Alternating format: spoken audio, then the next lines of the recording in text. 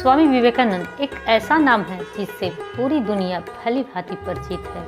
उनका जन्म 12 जनवरी 1863 को कोलकाता में विश्वनाथ दत्त और माता भुवनेश्वरी देवी के यहाँ पर हुआ था। आपको बता दें कि महज 25 वर्ष की आयु में स्वामी विवेकानंद ने भगवा धारण कर पैदल ही पूरे भारत का भ्रमण किया था। उन्होंने इसकी शुरुआत 31 मई 1893 को मुंबई से की थी। उनके जन्मदिन को राष्ट्रीय युवा दिवस के रूप में मनाया जाता है। उनके बारे में कहा जाता है कि एक बार एक व्यक्ति ने उनके चरणों में गिरकर पूछा कि वो बहुत मेहनत करता है, इसके बाद भी उसको सफलता नहीं मिल पाती है। इस पर स्वामी जी ने कहा कि पहले तुम अपने कुत्ते को घुमा कर ले आओ, फिर से इस सवाल का मैं जवाब दूंगा। ये सुनकर वो व्यक्ति वहाँ से चला गया। कुछ देर बाद वो व्यक्ति वापस आया तो उसका कुत्ता काफ़ी हाँफ रहा था। इस पर स्वामी जी ने पूछा कि ये इतना हाँफ क्यों रहा है, जबकि तुम बिल्कुल ठीक हो। तब उस व्यक्ति ने कहा कि मैं तो अपने रास्ते पर सीधे ही चल रहा था, जबकि ये कुत्ता इधर उधर भाग रहा था। इस पर स्वामी जी ने कहा कि यही आपके सवाल का भी जवाब है।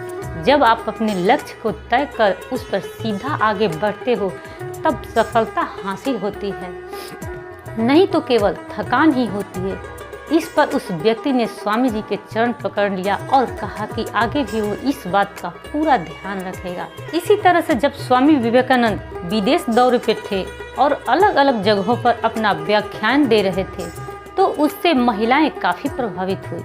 ऐसे ही एक भाषण को सुनकर प्रभावित हुई एक महिला उनके पास आई और बोली कि वो उनसे शादी करना चाहती है, जिससे उसे भी उनकी तरह प्रतिभाशाली पुत्र मिले। उस महिला की बात सुनकर स्वामी जी बोले कि वो एक सन्यासी हैं और इस वजह से शादी के बंधन में नहीं बंध सकते हैं, इसलिए वो पुत्र बनना स्वीकार कर सकते हैं। ऐसा करने से न तो उनका संन्यास टूटेगा और उन्हें भी पुत्र प्राप्त हासिल हो जाएगा। यह सुनकर उस महिला की आंखों में आंसू गिर पड़े और वो स्वामी जी के चरणों में गिर पड़ी और बोली कि आप धन्य हैं, आप ईश्वर के रूप में जो किसी भी बुरे समय में भी विचलित नहीं होते हैं।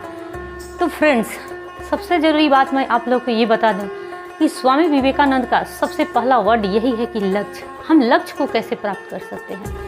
तो लक्ष्य को हम अपना कैसे प्राप्त कर सकते हैं, चाहे किसी भी क्षेत्र में हो, चाहे वो पढ़ाई में हो, स्टडी में हो, या कोई जॉब कर रहे हो या कोई कार्य कर रहे हो। तो उस लक्ष्य को प्राप्त करने के लिए उनकी बातों की तरह ही हम आपको एक और स्टोरी सुनाना चाहते हैं। तो उस वीडियो को हम अगले पार्ट में देखेंगे। तो चलिए हम अगले वीडियो में मिलते हैं। तब तक आप खुश रहिए, मुस्कुराइए। जय हिंद।